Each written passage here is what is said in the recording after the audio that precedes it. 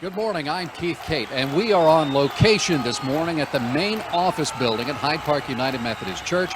Matt Horan has just finished preaching a sermon, and we are here to get just a few comments about his performance this morning. Matt, how do you feel? Hey, Ken, great. Feeling good. How about you? Actually, it's Keith. Oh, yeah. Okay, whatever. Good. Well, listen, that doesn't matter. Let's get to you. I think it's safe to say that you got off to a terrible start this morning in the service. Tell us what happened. It was terrible. Special teams, situation called for a baptism there.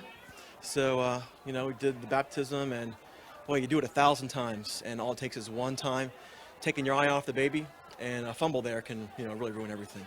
Yeah, that's really bad. But if you could break it down for us, give us the details. What went wrong? Sure. Well, it was a fumble on the exchange. Senior pastor goes to get the baby from the mom, and conditions were a little wet out there today, so just fumbled on the exchange. It's like I always say, 2 hands on the baby at all times. 2 hands on the baby. Take the exchange. Show, tuck, baptize. You get away from the fundamentals, and it can be a disaster. That's where the breakdown comes. Fortunately, you were in the right spot, in the good position today, and you were able to recover the fumble before she hit the turf. You really saved this service. I really did. I was glad that I was in the right place at the right time. Clearly, you stepped up, but then you had to preach the sermon.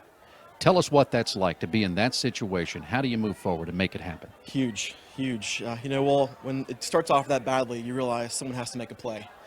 And so that's what I did. I needed to preach the best sermon I could.